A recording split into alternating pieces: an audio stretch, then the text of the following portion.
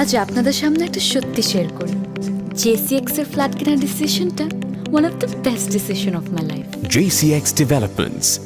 It's beyond class.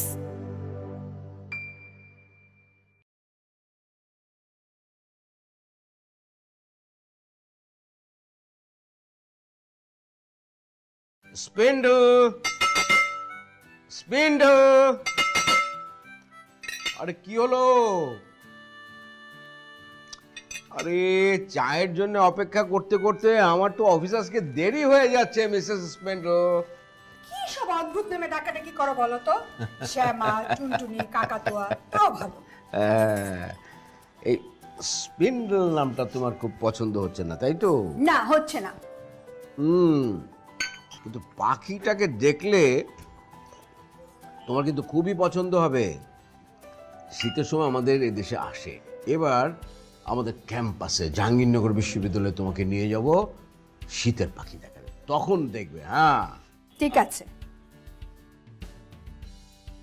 আচ্ছা, পাখির ছানাটা কোথায়? ওর কি আজকে স্কুল নেই?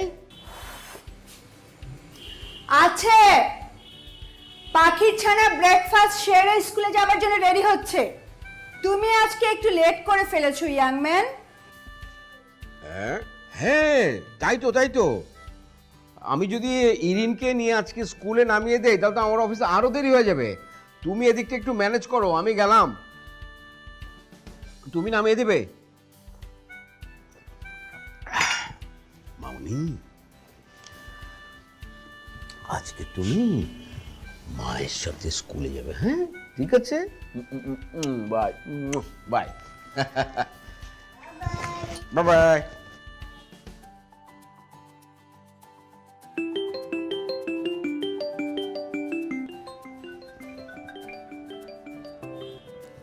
হ্যাঁ হ্যালো,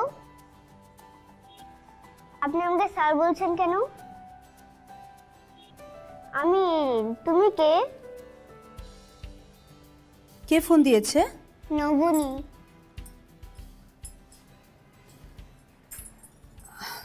কে বলছেন?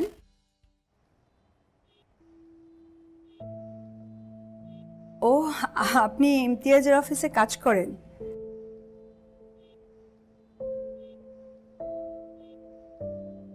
হ্যাঁ হ্যাঁ, এটা ইমতিয়াজেরই নাম্বার। ও আসলে একটু আগে বেরিয়ে গেল তো, ফোনটা বাড়িতে ফেলে রেখে গেছে। আপনি কে?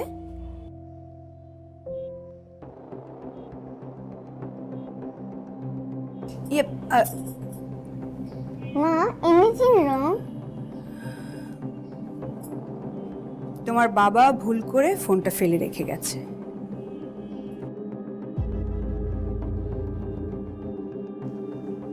ফাইলটা সাইন করা।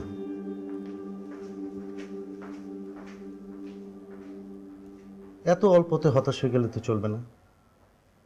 কাজটা চ্যালেঞ্জিং, সেই চ্যালেঞ্জটা নিতে হবে, লেগে থাকতে হবে। আমার বিশ্বাস তুমি পারবে। গালিব ভাই, আমি আসলে পুরো বিষয়টা বুঝতে পারছি না। বিমার কথা শুনলেই অনেকে বিরক্ত হয়ে যায়। এই যে এক ভদ্রলোক, আমি তার অফিসে গেলাম, সে আমার সাথে নানান ধরনের গল্প গুজব করলো, কিন্তু যখনই আমি বিমা স্কিম নিয়ে কথা বলতে গেলাম সে কথা ঘুরিয়ে ফেললো, অজুহাত দেওয়া শুরু করলো, নানান অজুহাত দেয়। আসলে ব্যাপারটা কি শোনো, বীমা সম্পর্কে সাধারণ মানুষের একটা ভুল ধারণা আছে। প্রথমেই সেই ভুল ধারণা ভেঙে দিতে হবে। আমাদের স্কিমগুলো সম্পর্কে পরে বলবে, ক্লায়েন্টের লাভ ক্ষতির বিষয়টা আস্তে আস্তে বোঝাবে। তোমার মতো স্মার্ট একটা মেয়ে, আমার তো ধারণা ছিল অন্য কারো চাইতে তুমি কাজটা অনেক সহজে করতে পারবে। আমি মোটেও স্মার্ট না গালিব ভাই, আমি তো সুন্দর মতো গুছিয়ে কথাই বলতে পারি না, নার্ভাস হয়ে যায়। আর তাছাড়া কি, মানুষজন কাজ করতে গেলে নানা ধরনের ইঙ্গিত করে, তাই তো? এই ধরনের সমস্যা কিন্তু সব প্রফেশনেই আছে। যেখানে এই ধরনের প্রবলেম হবে সেখানে প্রতিবাদ করবে, আমাদেরকে ইনফর্ম করবে, আমরা তোমাকে হেল্প করব। এই জন্য তুমি হাল ছেড়ে দিবা? শুনলে অবাক হবা, আমি কিন্তু খুব সাধারণ একটা কৃষক পরিবারের ছেলে। ছোট ভাই বোনদের অনেক কষ্টে মানুষ করেছি। আমি যখন অনার্সে পড়ি তখন এই কোম্পানিতে জয়েন করেছিলাম, লেগেছিলাম বলে আজ এই পজিশনে আসতে পেরেছি। কষ্ট না করলে কি কেষ্ট মেলে? মেলে না। সো চিয়ারা, তুমি পারবে, নিজের উপর আস্থা রাখো। Try to give your best effort. আর টার্গেট মাথায় নিয়ে কাজ করার কোনো দরকার নেই। চেষ্টাটা চালিয়ে যাও, তাহলেই হবে। আমি তো আছি। থ্যাংক ইউ গালিব ভাই। তোমার যদি কোথাও কোনো প্রবলেম হয় আমাকে ইনফর্ম করবে। Be concentrate on your job.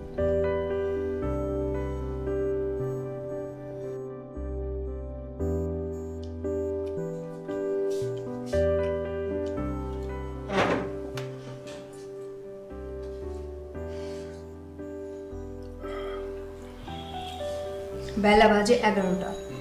রোজই কি এরকম দেরি করে নাস্তা করিস? চাপা থাকে তো হলে, সব কিছু কি মেনটেন করা যায় বল?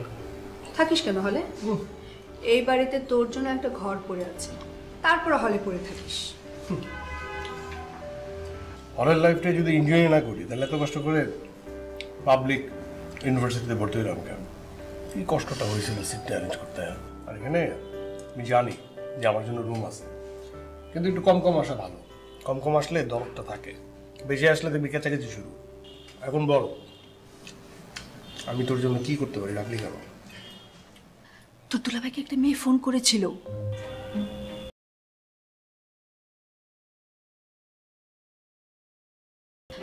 তোর দুলাভাই আজকে ভুলে ফোনটা বাসায় ফেলে রেখে চলে গেছে। তারপর মেয়েটা ফোন করছে। হ্যাঁ, মেয়েটা কি বললো? মেয়েটা ফোন করলো, আমি রিসিভ করলাম, জিজ্ঞেস করলাম যে কাকে চায়। তোর দুলাভাইকে চাইছে। আমি জিজ্ঞেস করলাম যে কে, ফোনটা কেটে দিল। আর তোর ধারণা দুলাভাই এই বয়সে ওই মেয়েটার সাথে সম্পর্কে জড়াচ্ছে? ওই মেয়েটা তোর দুলাভাইয়ের নাম ধরে ডাকলো। আমি কি করবো? তুই কি করবি মানে? ওই মেয়েটার আসল পরিচয় বের করতে হবে। তোর দুলাভাইয়ের সাথে কি সম্পর্ক সেটা জানতে হবে। ওই মেয়েটার নাম নবনী। নবনী? নবনী মানে হচ্ছে ননি, ননি মানে মাখন। আর দুলাভাই এই বয়সে মাখনে মজেছে। ফাজলামি করবি না তো তপু। ওই আমি বলে ভাইছিলাম, তুমি বলে ঠিক। তোমার কথাই তো আমি বললাম, সে তো মাখনেই মজেছে, আরে আমি, তাই না? নবনী নাম বের করতে হবে। হ্যাঁ তাই করতে হবে। এখন তুমি নাস্তাটা সাও। তো এটাই তো বললাম, এই মাখনে মজেছে এই বয়সে।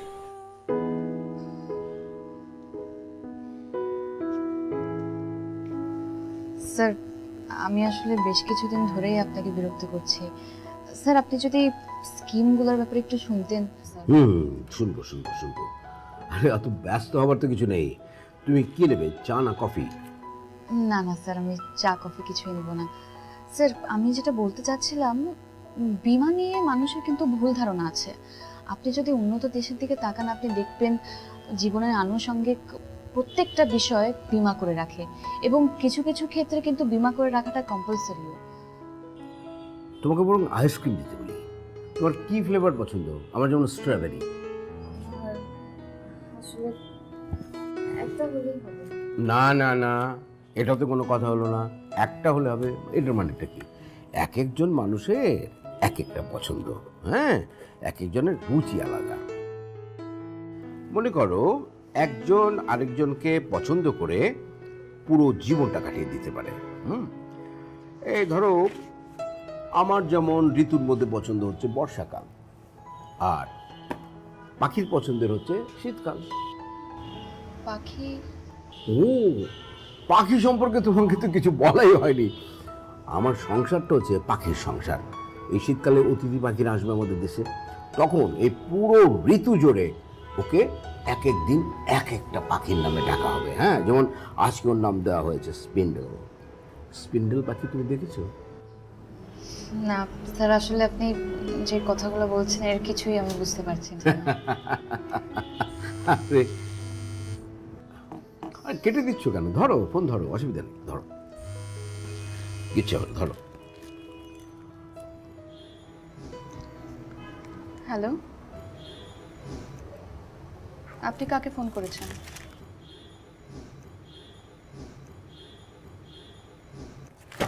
আপনি জানেন না আপনি কাকে ফোন করেছেন? শুধু শুধু মানুষকে ফোন করে বিরক্ত করবেন না। Anything wrong? না না না স্যার, ওই যে একটা আননোন নাম্বার শুধু শুধু ফোন করে বিরক্ত স্যার, যেটা বলছিলাম না, আপনি বলছিলেন। হ্যাঁ, তো পাখির কথা তো, মানে এক ধরো তো ফোনটা, ধরো তো তুমি। স্যার আননোন নাম্বার তো। তোমার ফোনটা আমাকে দাও। দাও, আপনাকে কিচ্ছু হবে না, তুমি দাও না, আমাকে দাও। বিরক্ত করছে তো, দাও। এই এই ছেলে, এই অকারণে তুমি মেয়েদেরকে বিরক্ত করো কেন? হ্যাঁ হ্যাঁ, বাবা মা তোমাকে কোনো কিছু শেখায়নি? হ্যাঁ, এটা কি, এটা কোন ধরনের ভদ্রতা? হ্যাঁ, বেয়াদব ছেলে কোথাকার। তুমি একটা উল্লুক, একটা পাঠা, একটা গাধা, একটা ছাগল, তুমি একটা ভেড়া। এটা কি? আর যদি কখনো তুমি এরকম অকারণে বিরক্ত করো, আমি কিন্তু একদম অত্যন্ত কঠোরভাবে তোমার সঙ্গে আমি কথা বলতে বাধ্য, আমি বলে দিলাম তোমাকে। আর কখনো তুমি ফোন করবে না, ঠিক আছে? হ্যাঁ, রাখো ফোন রাখো। হ্যাঁ, দিলাম, আচ্ছা করে বুকে দিলাম, আর কখনো তোমাকে ফোন করবে না। হ্যাঁ, স্যার এগুলো আপনার বকা? আরো কঠিন কিছু বলা উচিত ছিল নাকি? না না ঠিক আছে স্যার। একদম, এখন তুমি একেবারে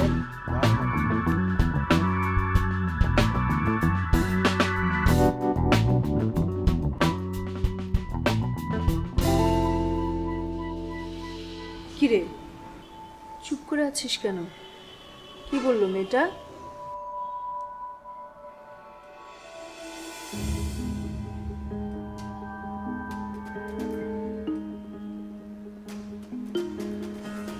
ফোন করলাম ওই মেয়ের মোবাইলে, আর ফোনটা ধরলো দুলাভাই।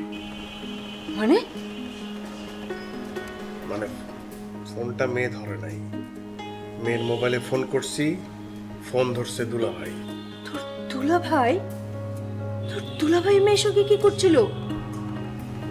বুঝো না কি করছে?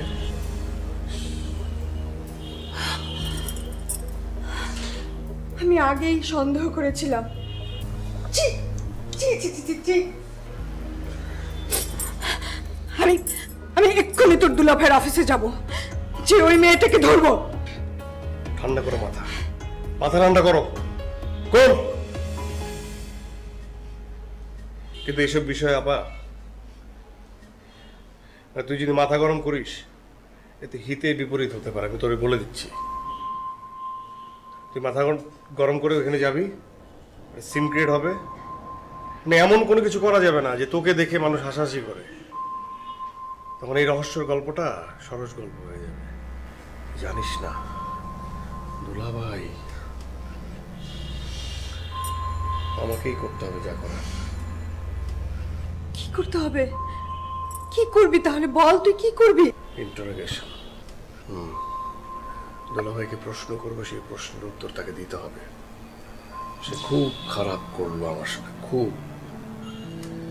আর সে যদি ঠিক ঠিক প্রশ্নের উত্তর না দেয়, তাহলে আমি অন্য কিছু ভাববো, অন্যভাবে ভাববো। তুই আমার বোন না, তুই আমার উপর বিশ্বাস রাখ, আমি এমনি ছাড়বো না।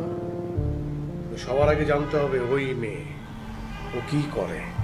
নবনী, অনেকক্ষণ ধরে তোর ফোন বাজছে, আমি ধরবো? কে? আনো নাম্বার। এটা তো ওই নাম্বার।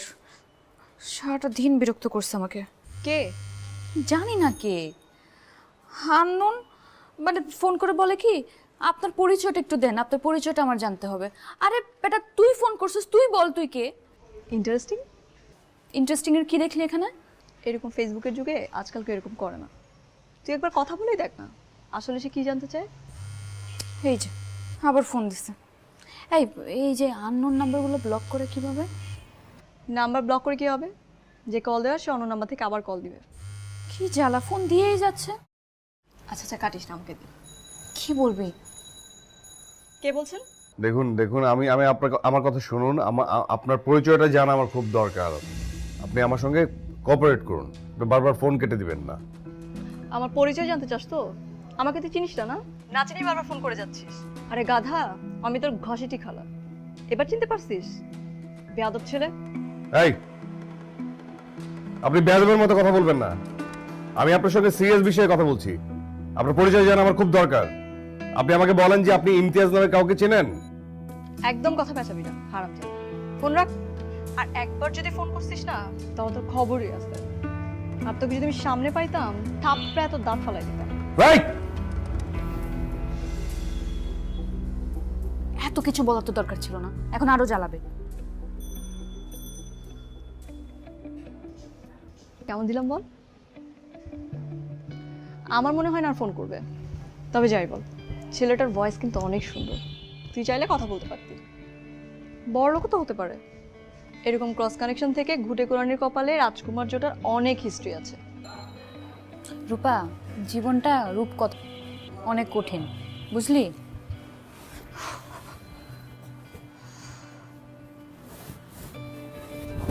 সারাদিন অনেক ছোটাছুটি করছি আর অনেক ঝামেলা পোহাইছি, এবার ঘুমাবো।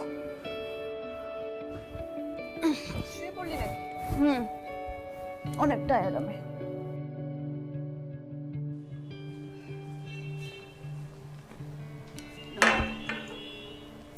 নাস্তা তো একসঙ্গে খেতে পারলাম না, তপু উঠুক, চাটাও তো একসাথে খাই। দরকার হলে তুমি আবার খাবে, এখন খাও তো। মা আমি চা খাবো। না, তুমি চা খাবে না। ছোট মানুষ, এটা খেতে চাইছে, দাও না, এটা খেতে দাও না। না, এই ছোট বয়সে চা খাওয়ার অভ্যেস আমি করব না।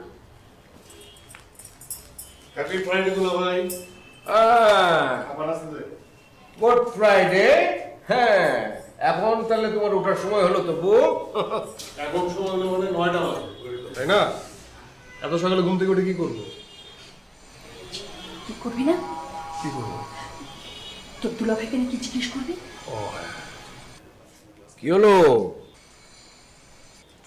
কি বলিস এত ফুসুর ফাসুর করে? এখানে এসে বল। না কিছু না দুলাভাই। দুলাভাই আমার দিকে তাকান তো একটু। কেন, কি না সুন্দর লাগছে তো তোকে? কি কি হয়েছে? কি হাই, ওই মেয়েটার কথা জিজ্ঞেস কর। আপা আমি প্রশ্ন করছি, আমাকে প্রশ্ন করতে দে। কোন মেয়ে, কার কথা বলছে? দুলাভাই নবনী, মানে নবনীকে যদি কেউ ফোন দেয়, সেই ফোনটা আপনি আবার রিসিভ করে কথা বলেন। আরে আমি ফোন রিসিভ করতে যাব কেন? তপু ফোন করেছিল ওই মেয়ের মোবাইলে। তপুকে তুমি যা তা বলে গালিগালাজ করেছো। আরে এই খবরদার বলবে না যে তপু তোমাকে চিনতে পারেনি। তপু কিন্তু তোমার গলা চিনতে ভুল করবে না। আরে আমার কথাটা শোনো। আচ্ছা দুলাভাই, আমরা দুজন মিলে শুনছি, আপনি বলেন কি বলার আছে আপনার, বলেন, আমি চুপ করে শুনতেছি, বলেন। ওই মেয়েটা একটা ইন্স্যুরেন্স কোম্পানিতে কাজ করে। হ্যাঁ, তো আমার কাছে ও আসে একটা লাইফ ইন্স্যুরেন্সের পলিসি খুলবার জন্যে। তো অফিসে আসে, 2-1 দিন বাদেই আসে আসে আসে অফিসে। আগে বলো তুমি কেন ওই মেয়ের ফোন রিসিভ করেছো? আরে মানে ওই মেয়েটা তখন আমার সামনে ছিল। ও বলল যে কি একটা ছেলে নাকি ওকে অকারণে আজে বাজে কথা বলে বিরক্ত করে সবসময়। তো আমি বললাম যে দেখি ফোনটা দেখি। তো ওই ছেলেটা যে আমার এই মহামান্য শালক তপু খান ছিল, সেটা তো আর আমি তখন বুঝতে পারিনি না।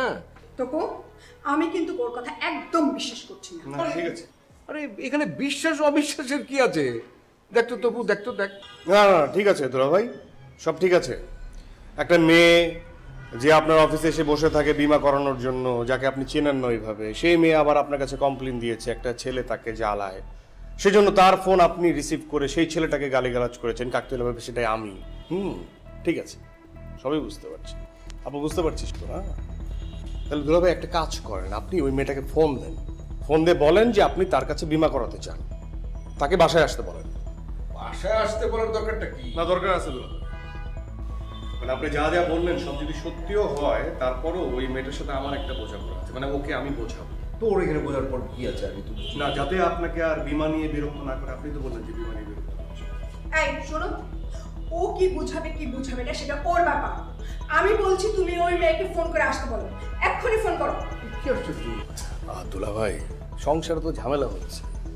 আরে সংসারটা কার, আমার নাকি তোর? না আপনারই সংসার, আপনার আর আমার বোন। হ্যাঁ, আপনি এখন বোঝেন যে ওই মেয়েটার প্রায়োরিটি আপনার কাছে বেশি না আমার বোনের। আচ্ছা এখানে প্রায়োরিটির প্রশ্ন আসছে কেন? হ্যাঁ সেজন্য তো বললেন যে ফোন দেন, ফোন দিতে এত সমস্যা কোথায়, ভয় পাচ্ছেন কেন? তবু কি বোঝাবে কি বোঝাবে না সেটা তোর ব্যাপার। আমি বলছি তুমি ওই মেয়েকে ফোন করো, এক্ষুনি ফোন করো, আসতে পারো? আরে কি আশ্চর্য!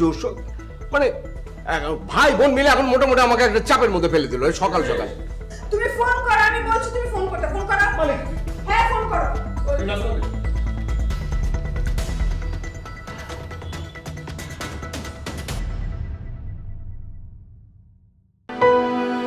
The futuristic and fabulous wellness clinic of European Villa. EW Villa Medica, Bangladesh. কে তুই কি যাবি? তুই বের হলে আমি লাইভে যাব।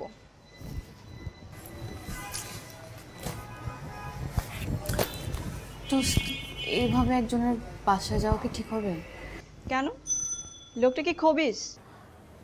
না, এমনিতে ভদ্রই তো মনে হয়, কিন্তু অফিসে যেই কয়বার গেছি তখন মানে বিমার কথা না বলে সে কি খাবো না খাবো, চা, আইসক্রিম, কফি এসব নিয়ে কথা বলতে থাকে। স্কিমের কথা বললেই কথা ঘুরায় ফেলে। কিন্তু এমনিতে এমনিতে ভদ্রই মনে হয়েছে আমার। তাহলে বাদ দে, যেতে হবে না। বাদ দিব না, ভাবছিলাম অফিসে উনি যদি করে তাহলে উনার দেখা দেখি তো আরো কয়েকজনও করতো।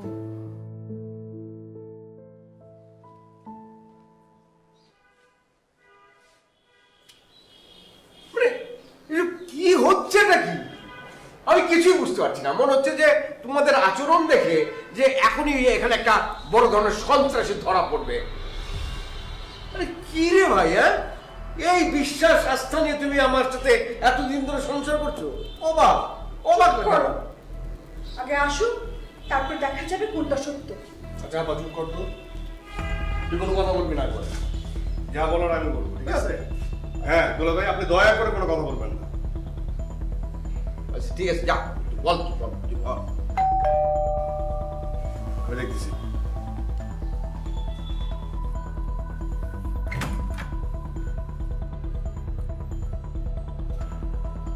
আপনি নবনী? জি। আচ্ছা, আসুন ভিতরে আসুন।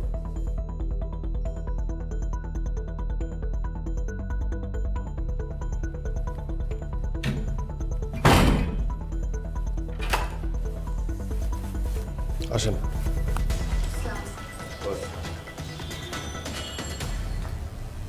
এই ভদ্রলোককে আপনি চেনেন? জি। এই ভদ্রলোকের সাথে আপনার সম্পর্ক কি? কি? কি বোঝেন নাই? এই ভদ্রলোকের সাথে আপনার সম্পর্ক কি? প্রতিদিন ফোন দেন, অফিসে যান, কেন যান?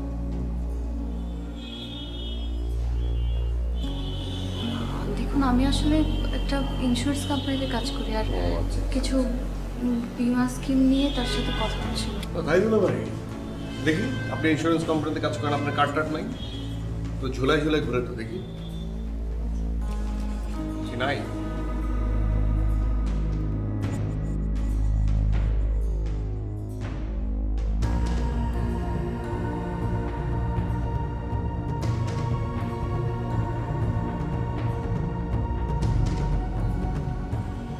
সত্য বানানো যায়।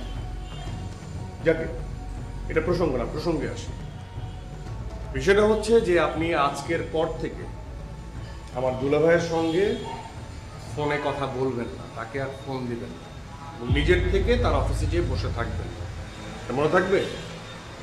হ্যাঁ, আর এই যে আপনার কথাবার্তা আচরণ এমন কেন?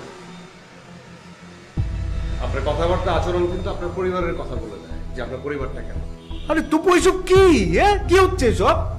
আরে দুলাভাই বলতে দাও না, তুমি তো সবকিছু জানো না, আমাকে বলতে দাও। কালকে তো খুব বললেন, সামনে পেলে একদম থাপড়ায় দাঁত পালাই দিলেন। পালাম দেখি, কি আপনি কি না না, ওইটা কি জি আসলে কি জি আসলে ওইটা না, এখন কি মুখ দিয়ে কথা বেরোচ্ছে না? কালকে তো খুব চিৎকার করে কথা বললেন। হ্যাঁ, এক এক সময় এক এক কথা বলেন নাকি? আপনাদের কাজটাই এমন, এক একজনের সাথে এক একভাবে কথা বলতে হয় নাকি? কাজের জন্য সবকিছু করে ফেলতে পারে। আমার চোখে আপনি একটা রাস্তার মেয়ে, আপনার পরিবার আপনাকে রাস্তায় নামাই দিল, আপনি পরিবারের কথা চিন্তা করলেন না? হ্যাঁ, জানেন আপনি রাস্তার মেয়ে? ও মা, তুমি অভিনয়ও জানেন, অভিনয় করতেছেন কেন? এসব অভিনয় করে লাভ নাই। একটা কথা বলি, সেটা হচ্ছে আজকের পর থেকে দুলা ভাইয়ের সাথে কোনো যোগাযোগ রাখবেন না, আর নিজের থেকে কখনোই তার অফিসে যাবেন না, মনে থাকবে? এই তো বই এই সমস্ত কি হচ্ছে, কি বলছো এগুলো? হ্যাঁ কি বলছিস? এই নবনী আসো তো। কি ভাববে মেয়েটা? কি ভাববে দুলা ভাই? আপনি জানেন সবকিছু? আপনি জানেন না সবকিছু? আপনি তো সরল, আপনি বোঝেন না। খুব চালু মেয়ে, খুব চালু। এখানে প্রিটেন্ড করতেছে সে। তার যে আচরণ, কালকে যখন আমি ফোনে কথা বলছি, ও মা কি ভাষা! এটা হচ্ছে চালু মা, এটা জাল বুনে। সেই জালে ফাঁসতেছেন আপনি। কি বলে এই সমস্ত? আমি তোর কাছ থেকে এগুলো আশা করি নাই। কি মাথায় কিছু আছে নাকি? আমি আশ্চর্য কাদের সাথে কি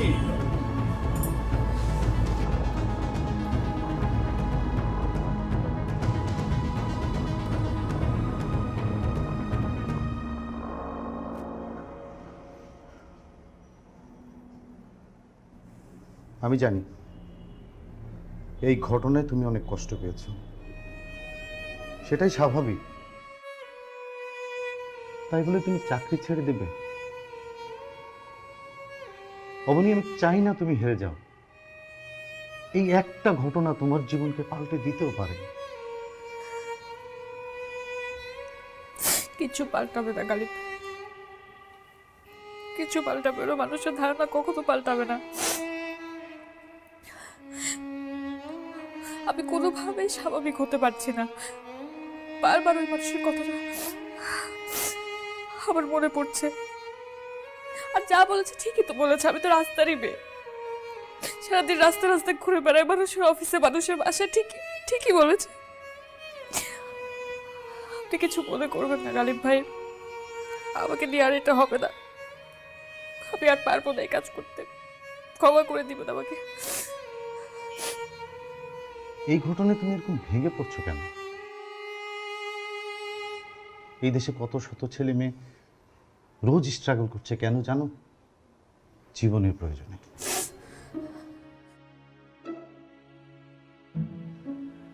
এই ঘটনাকে তুমি যদি তোমার জেদ হিসেবে নিতে পারো, চ্যালেঞ্জ হিসেবে নিতে পারো, তাহলে এটা তোমার জীবনে একটা মোটিভেশন হতেও পারে।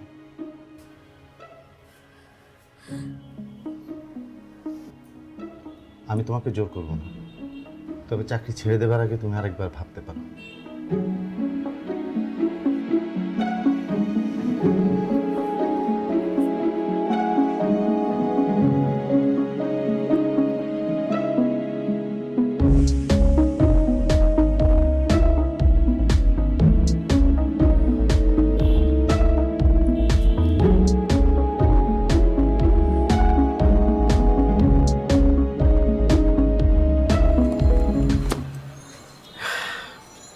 নো। হ্যাপি? স্যার, একটা প্রশ্ন করি। স্যার, গতকালকের ঘটনার পর আপনি কি আমার উপর করুণা করলেন?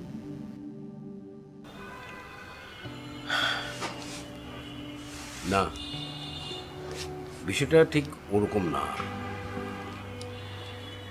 তুমি তো একদিন আমাকে কথায় কথায় বলেছিলে যে মানুষের জীবনে কোনো নিশ্চয়তা নেই, আর একটা বীমা করিয়ে রাখলে ক্ষতি কি? ভালোই তো।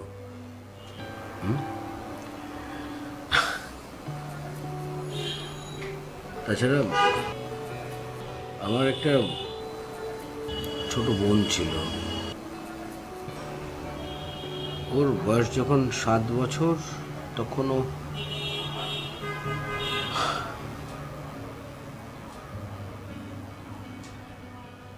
তাই এখন ভাবলাম যে এই বোনটার জীবন সংগ্রামে তার পাশে আমার থাকা উচিত। Thank you so much sir. Sir, আমি তাহলে আসি। আপনাকে আবারও ধন্যবাদ। যাবে? জি sir. Best of lakh.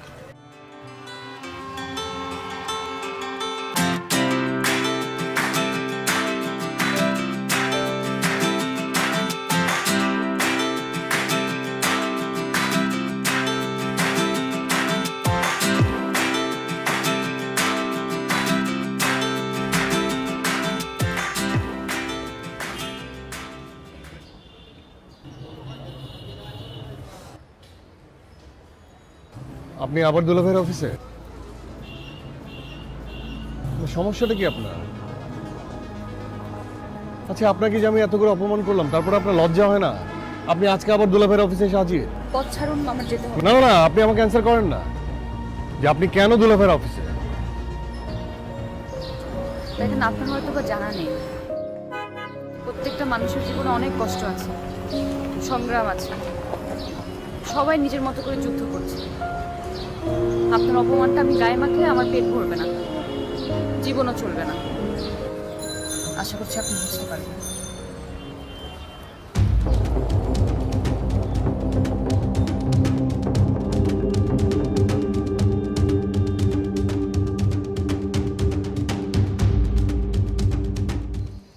Sir আসতে পারি?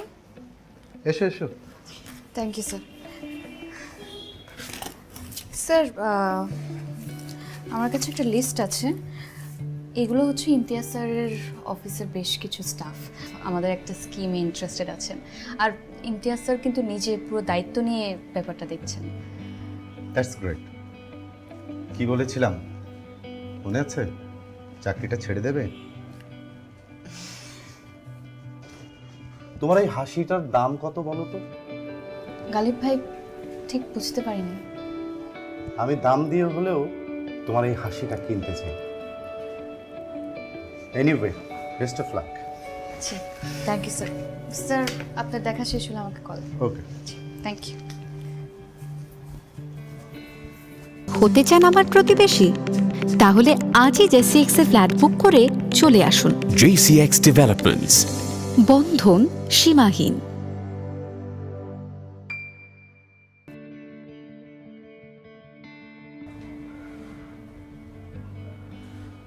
মামা, ও মামা, মামা, মামা।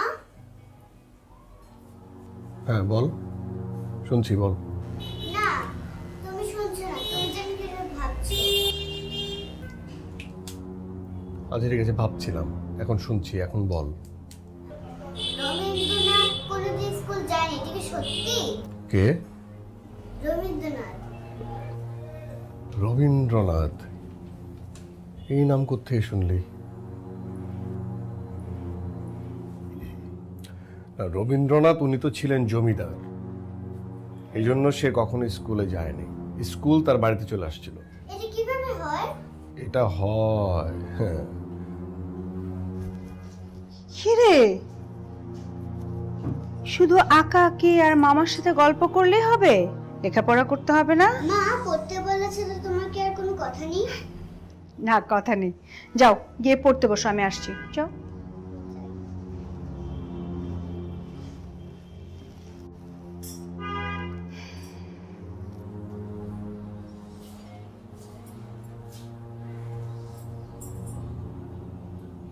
কিরে, তোকে এরকম লাগছে কেন? একটু অ্যাবসেন্ট মনে হচ্ছে। না মানে ওই মেয়েটার সাথে দেখা হয়েছিল। কে, নবনী? দুলাভাইয়ের অফিসের সামনে। আজকে আবার দুলাভাইয়ের অফিসে গিয়েছিল। তুই কিন্তু কালকে ওকে খুব অপমান করেছিস, একটু বেশি হয়ে গেছে। মেয়েটাকে ভালো করে দেখেছিস? কেমন একটা মায়া আছে ওর মধ্যে। তোর কথা শুনে তো কেঁদেই ফেললো। আমার কিন্তু খুব খারাপ লেগেছে। যাই বলিস, আমাদের এরকম করাটা একেবারেই ঠিক হয়নি। কি আশ্চর্য ব্যাপার, তুই বললি, এখন আবার তোরই খারাপ লাগছে। উচিত হয়নি করা। আমি জানি যে করা উচিত হয়নি, শুধু শুধু একটা মেয়েকে অপমান।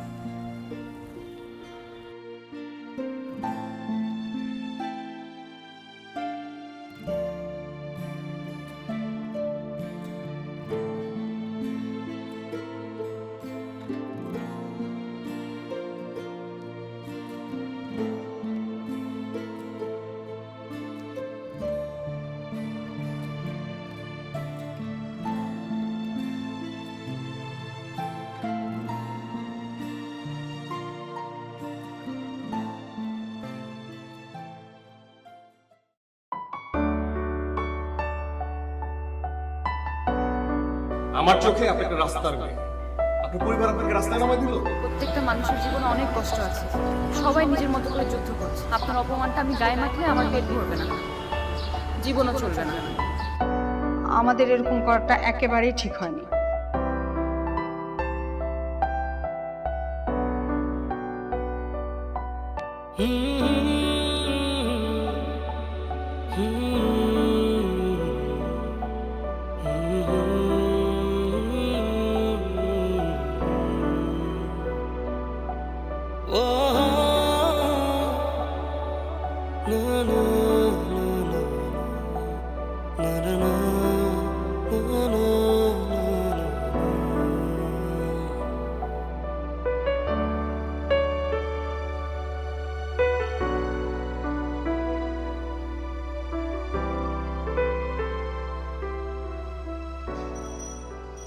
নবনী, বল। তুই আজকাল তো কম কথাবার্তা বলিস কেন? সারাদিন তো কি ভাবিস বলতো? আব্বা আমার কথা ভাবে, ছোটবেলার কথা ভাবে। আজকে আম্মা ফোন করে বললো আব্বার শরীর নাকি খুব খারাপ।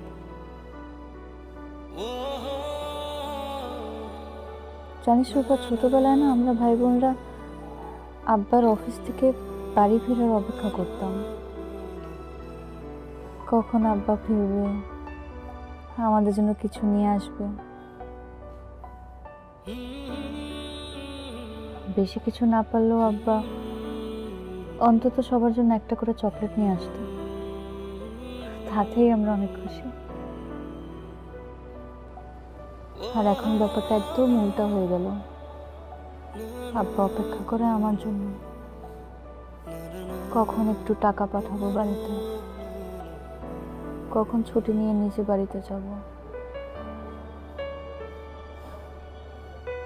জানিস তো, আব্বা আমার জন্য আমি সব করতে রাজি।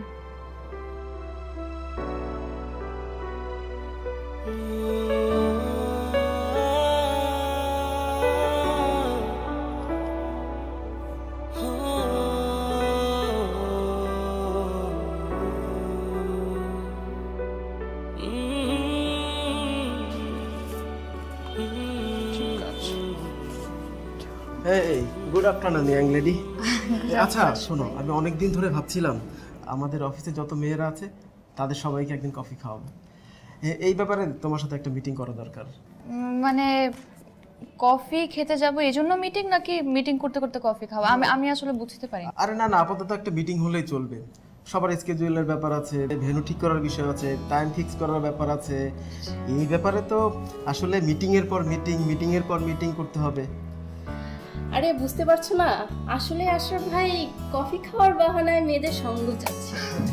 কি আমার মনের কথা তো তুমি এভাবে বলতে পারো না, এভাবে হাটে হাড়ি ভাঙলে তো হবে না। আচ্ছা আশরাফ ভাই, না না না, আমি এখন আসলে শুনতে পারবো না, আমার ছোট্ট একটা মিটিং আছে। আপনারা কথা বলতে থাকেন, মিটিংটা ফিক্স করতে থাকেন, কোন দিন কফি খাবো আমি এসে কথা বলছি। আচ্ছা চলো, তোমার সাথে মিটিংটা সেরে নিই, চলো।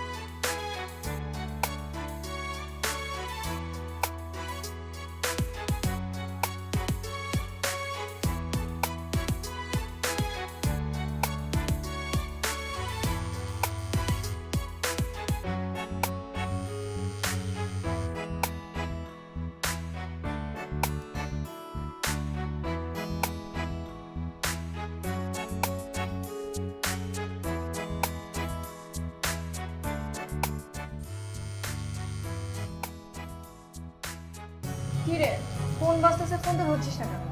না ধরে সাইলেন্ট করে রাখ।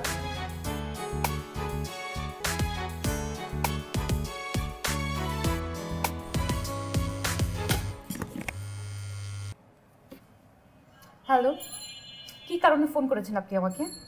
ওই দিন অপমান করে মন ভরে নাই? আরো অপমান করতে চান? ঠিক আছে, করেন, মন ভরে অপমান করেন। আপনার অপমান শোনার জন্য আমি প্রস্তুত আছি। আর কি কিভাবে অপমান করতে পারেন আমি আসলে শুনতে চাই, বলেন।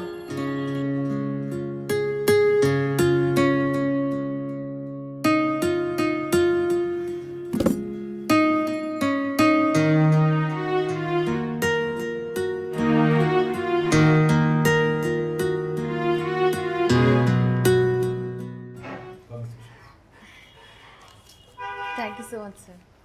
Thank you. নবনী, স্যার, আপনাকে খুঁজছিলাম। প্রমোশন লেটার পেয়েছো? Congratulation. Thank you so much sir. Sir, আপনাকে ছাড়া কিন্তু এটা একদম পসিবল হতো না। আচ্ছা, আমি গালিব স্যারের সাথে একটু কথা বলে আসি, হ্যাঁ, তারপর তোমাকে নিয়ে কফি খেতে যাবো। ওকে, ঠিক আছে স্যার, থ্যাংক ইউ। স্যার এই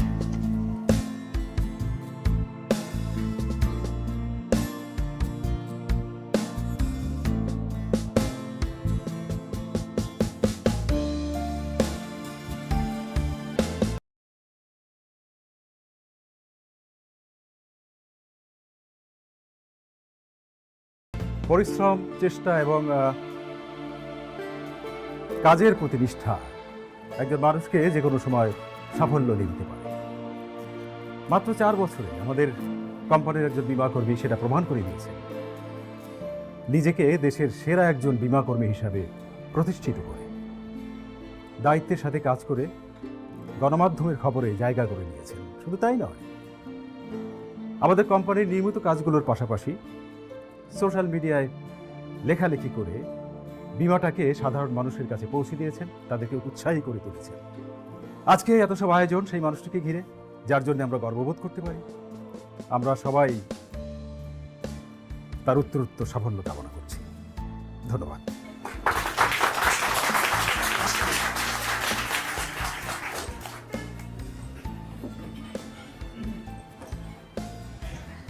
অনুষ্ঠানের এ পর্যায়ে মঞ্চে আমন্ত্রণ জানাচ্ছি বছরের সেরা বীমাকর্মী ইরশাদ শারমিন নবনীকে। আমরা তার কাছ থেকে তার সাফল্যের পিছনের গল্পটা শুনতে চাই।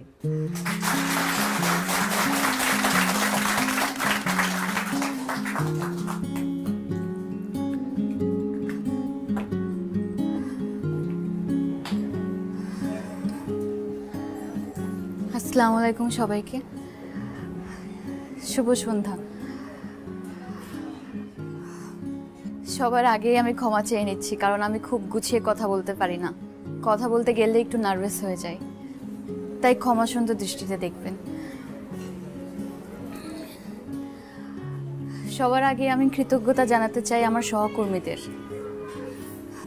তাদের সাথে কাজ করতে করতে তারা এখন আমার পরিবারের সদস্যর মতো হয়ে গেছে, এবং তারা যদি আমার পাশে না থাকতেন আমি এত কিছু অর্জন করতে পারতাম না। এবং আমি ভালোবাসা দিতে চাই দেশের প্রত্যেক বীমা কর্মীদের। আমার আসলে তেমন কিছু বলার নেই, কিন্তু এটুক বলতে চাই আমার এই জার্নিটা খুব একটা সহজ ছিল না। অনেকবার ভেঙে পড়েছি আমি, কিন্তু আমাকে আমার সহকর্মীরা সব সময় উৎসাহ দিয়েছেন। যতবার ভেঙে পড়েছি তারা আমার কাঁধে হাত রেখেছেন এবং বলেছেন এই জীবন যুদ্ধটা আমার লড়তে হবে, এগিয়ে যেতে হবে। এবং আমি তাদের কথা রেখেছি, সেই চেষ্টাটাই করেছি, আর আজ আপনাদের সবার সামনে দাঁড়িয়ে আছি। আজকে যেহেতু আপনারা সবাই এখানে আছেন এবং সুযোগটাও আছে, আমি আমার পরিবার নিয়ে একটু বলতে চাই। আমি একজন নিম্ন মধ্যবিত্ত পরিবারের মেয়ে। দরিদ্র হলেও আমার আব্বা স্বপ্ন দেখতে জানতেন। সে খুব কষ্ট করে আমাদেরকে পড়ালেখা করিয়েছেন, স্বপ্ন দেখতে শিখিয়েছেন এবং যুদ্ধ করতেও শিখিয়েছেন। জীবন যুদ্ধে যোগ দিতে যেদিন আমি মফস্বল শহর ছেড়ে ঢাকায় আসি, সেদিন আমার বাবা আমার মাথায় হাত রেখে একটা কথাই বলেছিলেন, যে যুদ্ধ করতে যাচ্ছিস মা, তোকে জিততেই হবে। আজ বাবা নেই এবং তার কথা আবার খুব মনে পড়ছে। হয়তো আজকে এই অবস্থানে আমাকে দেখলে সে অনেক গর্বিত হতেন। আমার আর বেশি কিছু বলার নেই, কিন্তু শেষ করার আগে আমি শুধু একটা কথাই বলবো, আমরা যেন কাউকে কিংবা কোনো কাজকে নিরুৎসাহিত না করি,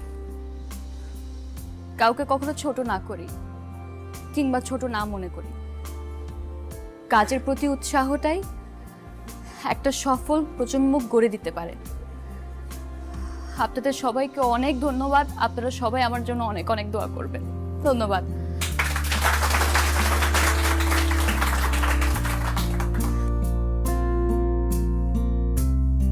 থ্যাংক ইউ।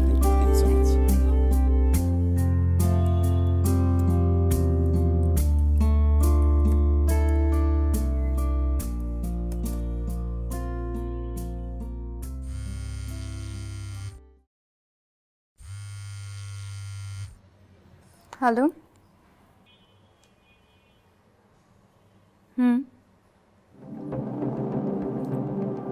কি বলছেন?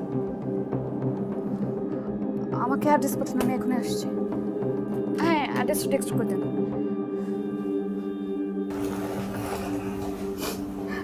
আপা আপা আর কাঁদিস না। কি করব? ডাক্তার তো বললো অনেকগুলো টাকা লাগবে, কোথায় পাবো এত টাকা বল? আচ্ছা আপা, তোর মনে আছে যে আমাদের পুকুরটা একজন কিনতে চেয়েছিল? তার সঙ্গে আমার কথা হয়েছে, সে অ্যাডভান্স পাঠাবে। আরও কয়েকজনের সাথে কথা হয়েছে, তারাও টাকা পাঠাবে, তারাও সাপোর্ট দেবে। তুই চিন্তা করিস না, টাকার ব্যবস্থা হয়ে যাবে। কাঁদিস না।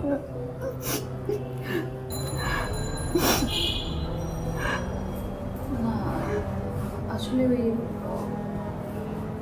ইমতিয়াজের অফিস থেকে একজন ফোন করে জানালো। ইমতিয়াজ স্যার এখন কেমন আছে? ইমার্জেন্সি ট্রিটমেন্ট করাতে হবে, টাকা লাগবে। আপা অন্তত টাকা নিয়ে আপনি চিন্তা করেন না। আমি আস্তে আস্তেই ওই যে আমার অফিসে ফোন করে ক্যাশলেস ইন্স্যুরেন্সটা অ্যাক্টিভ করে দিতে বলেছি। টাকার ব্যবস্থা হয়ে যাবে, আপনি টাকা নিয়ে টেনশন করবেন না।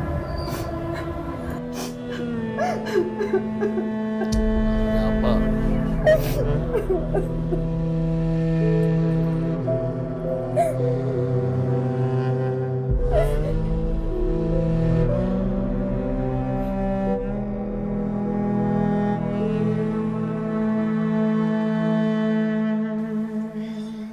নাও ভাই, চা নাও।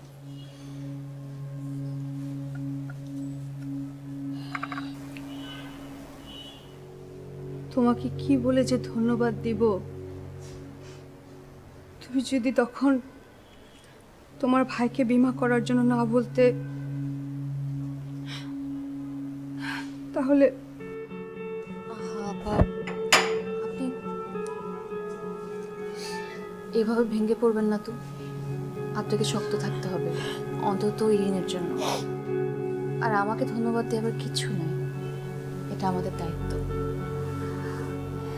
আপা আপনার ভাই না উনি উনি উনি কি করেন?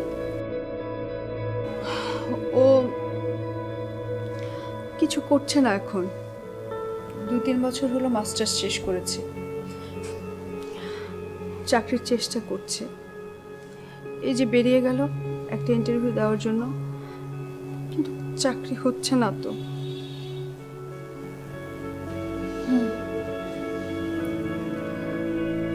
আপা আজকে যে কারণে আপনার কাছে আসা, আসলে দিন তাড়াহুড়ো আপনাকে বলতে পারিনি। ইমতিয়াজ স্যার কিন্তু স্বাস্থ্য বিমার পাশাপাশি ইরিনের জন্য শিক্ষা বিমা করেছিলেন। আগামী 12 বছর আমাদের ইরিন আমাদের কোম্পানি থেকে বৃত্তি পাবে। আমরা তো তোমার কাছে ঋণী হয়ে গেলাম, অনেক ঋণী। আবারও একই কথা বলছেন। তোমাকে কিভাবে ধন্যবাদ দেব আমি বুঝতে পারছি না। আপনাকে ধন্যবাদ কিছু, বললাম তো এটা আমাদের দায়িত্ব। শক্ত হন। ইরিন কোথায়? আচ্ছা, ওর রুমে।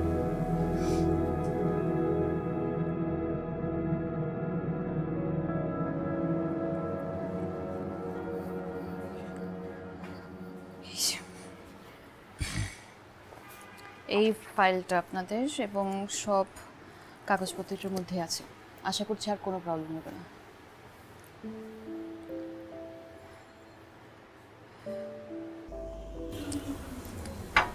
আপনি আমাদের জন্য অনেক করলেন। সরি, আপনার সঙ্গে অনেক খারাপ ব্যবহার করেছি। আচ্ছা, আপনি কি প্রতিবার আমার সাথে দেখা হলে সরি বলবেন? সামনে কিন্তু অনেকবার দেখা হবে, প্রতিবারই বলবেন? আমি কি করব বলেন, আপনাকে দেখলে আমার সরি বলতে ইচ্ছা করে। সত্যিই তো খারাপ ব্যবহার করেছিলাম। আমি ভুলে গেছি। ভুলে গেছেন? তবে একটা ঘটনা বলি আপনাকে। বলুন। আপনার ওই দিনের অপমানটা আমার জীবনে খুব দরকার ছিল। আপনি আমাকে যখন অপমান করলেন, ওই দিন আমি ভেবেছিলাম আমি আসলে চাকরিটা ছেড়ে দিই। আপনার কথাগুলো আমি বিশ্বাস করতে শুরু করছিলাম, কিন্তু ওই চাকরিটা ছাড়ি নাই।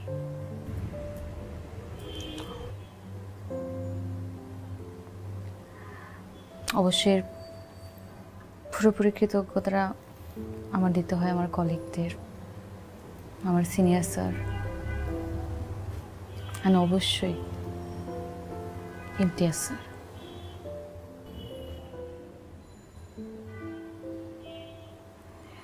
ইমতিয়াজ স্যারের সাথে আমার কিন্তু নিয়মিত যোগাযোগ ছিল। ইনফ্যাক্ট প্রিমিয়ামের জন্য আমি ওনার অফিসে যেতাম। আপা বললেন আপনি এখনো আপনার মন মতো চাকরি নাকি পাননি, খুঁজছেন। হ্যাঁ, আপা এটাও বলে দিয়েছে। একটা- সবই তো জানেন। একটা কথা বলি, জি। কোনো কাজ কিন্তু ছোট না, মানে খুব ছোট থেকেও কিন্তু শুরু করা যায়। এই যে ধরেন আমি কিন্তু এখন ওই রাস্তায় রাস্তায় ঘুরি না, কিংবা দরজায় আমার আন্ডারে কিন্তু এখন অনেকজন কাজ করে না। আমি এমনিই বললাম, খোঁচা দিচ্ছি না। না না না, দিন। এটাই আমি, মানে এটা আমার প্রাপ্য।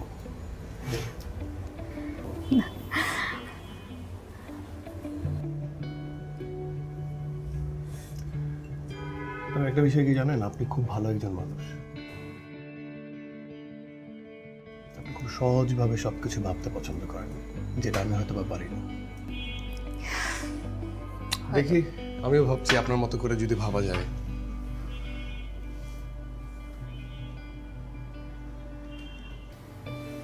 এটা কার ছবি? ও, এটা এখানে, এটা আসলে পাত্র, বাবা মায়ের পছন্দ। তারা চান আমি বিয়ে করে ফেলি, কিন্তু একটা প্রবলেম, উনি ইউএসএ থাকেন।